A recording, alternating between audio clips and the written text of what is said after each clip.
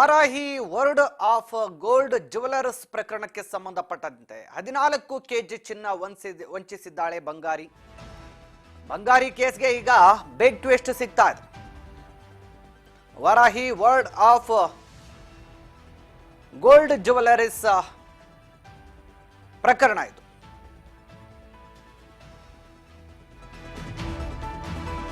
ಸದ್ಯ ಈ ಪ್ರಕರಣದಲ್ಲಿ ಕೊನೆಗೂ A1 ಆರೋಪಿಯಾಗಿರುವಂತ ಹರ್ಷ ಗೌಡ, A2 ಆರೋಪಿಯಾಗಿರುವಂತ ಹರೀಶ್ ಗೌಡ ಬಂಧನವಾಗಿದೆ. 14 ಕೆಜಿ 660 ಗ್ರಾಂ ಚಿನ್ನಾಭರಣ ಖರೀದಿಸಿದ ಪ್ರಕರಣ ಇದು. Varahi world of gold jewellers ಪ್ರಕರಣ. 14 ಕೆಜಿ ಚಿನ್ನ ವಂಚಿಸಿದ ಬಂಗಾರಿ ಕೇಸ್ಗೆ ಈಗ ಹೊಸ ಟ್ವಿಸ್ಟ್. ಸದ್ಯ A1 ಐಶ್ವರ್ಯ, A2 ಹರೀಶ್ ಇಬ್ಬರ ಬಂಧನವಾಗಿದೆ. 14 ಕೆಜಿ 660 ಗ್ರಾಂ ಚಿನ್ನಾಭರಣ ಖರೀದಿಸಿದ ದಾಖಲೆಗಳು ಇವೆ. ಈ ಹಿನ್ನೆಲೆ ಸದ್ಯ ಆರೋಪಿಗಳನ್ನು ಬಂಧಿಸಲಾಗಿದೆ. ಸದ್ಯ Varahi world of gold jewellers ಪ್ರಕರಣಕ್ಕೆ ಸಂಬಂಧಪಟ್ಟಂತೆ ಪ್ರಭಾವಿ ರಾಜಕಾರಣಿಗಳ ಹೆಸರು ಕೂಡ ತಳುಕು ಹಾಕಿಕೊಳ್ತಾ ಇದೆ. 14 ಕೆಜಿ 660 ಗ್ರಾಂ ಚಿನ್ನಾಭರಣವನ್ನ ಪ್ರಭಾವಿಗಳ ಹೆಸರೇಳಿ ಖರೀದಿಸಿ ವಾರಾಹಿ ವರ್ಲ್ಡ್ ಆಫ್ ಗೋಲ್ಡ್ ಜ್ಯುವೆಲರ್ಸ್ಗೆ ವಂಚಿಸಿರುವ ಪ್ರಕರಣಕ್ಕೆ ಸಂಬಂಧಪಟ್ಟಂತೆ ಕೊನೆಗೂ ಐಶ್ವರ್ಯ ಎನ್ನುವಂತ ಆರೋಪಿಯನ್ನ ಬಂಧಿಸಲಾಗಿದೆ. ಐಶ್ವರ್ಯ ಹಾಗೂ ಹರೀಶ್ ಎನ್ನುವಂತ ಇಬ್ಬರನ್ನ ಪೊಲೀಸರು ಬಂಧಿಸಿದ್ದಾರೆ, ತಮ್ಮ ವಶಕ್ಕೆ ಪಡೆದಿದ್ದಾರೆ. ಪ್ರಭಾವಿ ರಾಜಕಾರಣಿಗಳನ್ನ ಬಳಸಿಕೊಂಡು ವಂಚನೆಗೆ ಮುಂದಾದಂತ ಐಶ್ವರ್ಯ ಅನ್ನುವಂತ ಆರೋಪಿಯನ್ನ ಸದ್ಯ ಪೊಲೀಸರು ತಮ್ಮ ವಶಕ್ಕೆ ಪಡೆದುಕೊಂಡಿದ್ದಾರೆ. ಐಶ್ವರ್ಯ ಅನ್ನುವಂಥ ವ್ಯಕ್ತಿ ಆಗಾಗ ದೊಡ್ಡವರ ಹೆಸರು ಹೇಳಿಕೊಂಡು, ದೊಡ್ಡವರ ಪರಿಚಯ ಹೇಳಿಕೊಂಡು ವಾರಾಹಿ ಜ್ಯುವೆಲರ್ಸ್ ಅಲ್ಲಿ ಗೋಲ್ಡ್ ಅನ್ನ ಖರೀದಿ ಮಾಡಿದ್ದಾರೆ. ನಂತರ ಗೊತ್ತಾಗಿದೆ ಆ ಜ್ಯುವೆಲರ್ಸ್ ಮಾಲಕರಿಗೆ ಈ ಮಹಿಳೆ ವಂಚನೆಯನ್ನ ಮಾಡಿದ್ದಾಳೆ ಅಂತ. ಪ್ರಮುಖವಾಗಿ ಮಾಜಿ ಸಂಸದರಾಗಿರುವಂತ DK ಸುರೇಶ್ ಅವರ ಹೆಸರು ಸೇರಿದಂತೆ ಕೆಲ ಪ್ರಭಾವಿ ಮಾಜಿ ಸಚಿವರ ಹೆಸರುಗಳು ಕೂಡ ಈಗ ಈ ಪ್ರಕರಣದಲ್ಲಿ ತಳುಕು ಹಾಕಿಕೊಂಡಿದೆ. ಸದ್ಯ ಕೇಸ್ ದಾಖಲಿಸಿರುವಂತ ವಾರಾಹಿ ಜ್ಯುವೆಲರ್ಸ್ ಕಂಪನಿಯ ಮಾಲಕರು ಸಂಬಂಧಪಟ್ಟಂತೆ ಮಾಹಿತಿಯನ್ನ ಈಗಾಗಲೇ ಪೊಲೀಸ್ ಇಲಾಖೆಗೆ ದಾಖಲೆಗಳ ಸಮೇತ ಕೊಟ್ಟಿದ್ದಾರೆ. ಈ ಹಿನ್ನೆಲೆ ಪೊಲೀಸರು ಇಮಿಡಿಯೇಟ್ ಆಗಿ ಈಗ ಇಬ್ಬರನ್ನ ವಶಕ್ಕೆ ಪಡೆದಿದ್ದಾರೆ. ನಿನ್ನೆ ನೋಟಿಸ್ ಕೊಟ್ಟಿದ್ರು ವಿಚಾರಣೆಗೆ ಹಾಜರಾಗುವಂತೆ. ವಿಚಾರಣೆಗೂ ಕೂಡ ಹಾಜರಾಗಿದ್ರು ಐಶ್ವರ್ಯ ಮತ್ತು ಹರೀಶ್. ಇಂದು ಅವರಿಬ್ಬರ ವಿರುದ್ಧ ಒಂದಷ್ಟು ದಾಖಲೆಗಳನ್ನು ಕೊಟ್ಟಂತ ಕಾರಣ ಬಂಧಿಸಿ ಪೊಲೀಸರು ತಮ್ಮ ವಶಕ್ಕೆ ಪಡೆದು ವಿಚಾರಣೆಯನ್ನ ನಡೆಸ್ತಾ ಇದ್ದಾರೆ. ದೊಡ್ಡ ದೊಡ್ಡ ರಾಜಕಾರಣಿಗಳ ಹೆಸರನ್ನ ಹೇಳಿ ಕೆಜಿ ಗಟ್ಟಲೆ ಬಂಗಾರವನ್ನ ಬ್ಯಾಗಿಗೆ ತುಂಬಿಕೊಂಡು ಹೋಗಿದ್ದಾರೆ.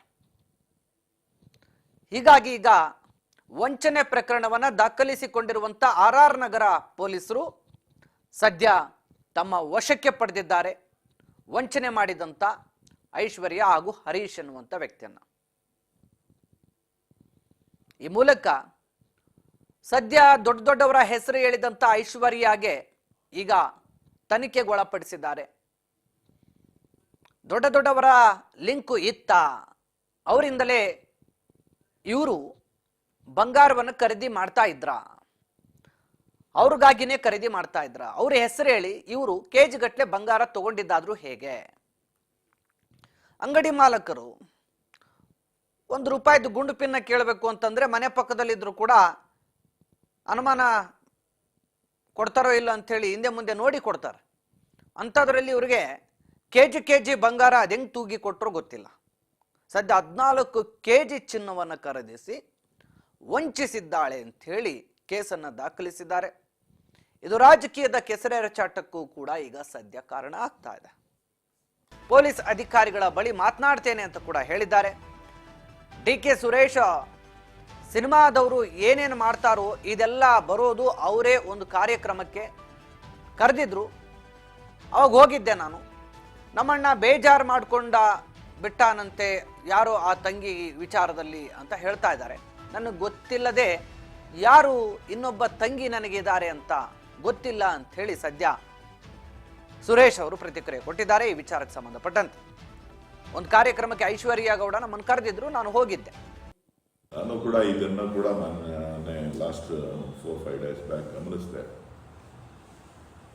ಪೊಲೀಸರು ತನಿಖೆ ಮಾಡಲಿ, ಯಾರೇ ನನ್ನ ಹೆಸರನ್ನು ಬಳಕೆ ಮಾಡಿಕೊಂಡ್ರು ಕೂಡ ಅದು ನನ್ನ ಅಪರಾಧ. ನಾನು ಅದನ್ನು ಕೂಡ ಪರಿಶೀಲನೆ ಮಾಡಿ ಸಂಬಂಧಪಟ್ಟಂಥ